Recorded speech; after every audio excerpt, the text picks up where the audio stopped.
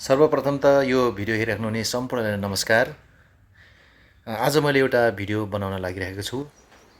आफ्नै घरमा मौरी पाल्ने र स्वास्थ्यको लागि मह खानुपर्छ भन्नेको लागि यो भिडियो अत्यन्तै महत्त्वपूर्ण छ। यो भिडियो अन्तिमसम्म हेरेर लाभ लिनुहोला र यो भिडियो हेर्दै गर्दा लाइक, कमेन्ट, सब्सक्राइब गर्न पनि नभुल्नुहोला भन्ने अनुरोध गर्छु।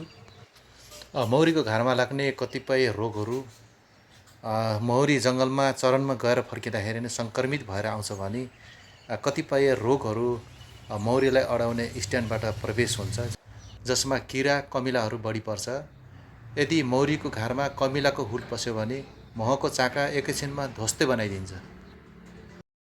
यो समस्या भनेको मौरी पालक कृषकहरूको लागि निकै ठुलो समस्या हो। त्यसैले गर्दा मौरी पालक कृषकहरूले यो समस्यालाई केही समाधान गर्नको लागि मौरी घाड अडाउने स्ट्यान्डको चारवटा खुट्टामा केही भाँडाहरू राखेर पानी राखेर किरा कमिलाहरूलाई चाहिँ नियन्त्रण गर्ने कोसिस गर्छ।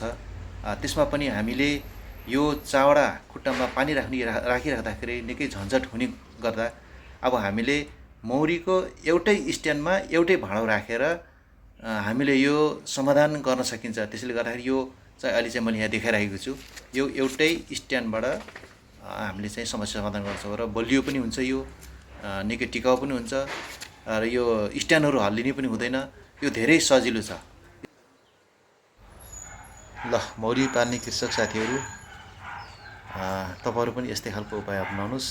यो धेरै नै सजिलो छ बनाउन सजिलो भन्दा नि तपाईँलाई यो बनाएर यसमा चाहिँ यो स्ट्यान्डमा राख्दाखेरि तपाईँको मौरीको घार एकदमै सुरक्षित हुन्छ, किरा फट्याउरादेखि लिएर। र यसलाई हामीले लक पनि गर्न सक्छौँ।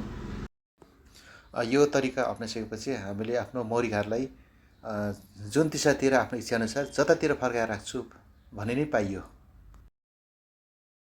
मौरी घारलाई धेरै ठुलो क्षति पुर्याउने समस्या भनेको ठुलो हावाहुरी आउँदाखेरि पल्टाउने र भौँचर जस्ता जनावरहरू पनि पल्टाउने खालका समस्याहरू आउँछ। यदि यस्तो खालको हामीले उपाय अपनायो भने हामीले यसबाट मुक्त हुन सक्छौँ। यो धेरै सजिलो छ।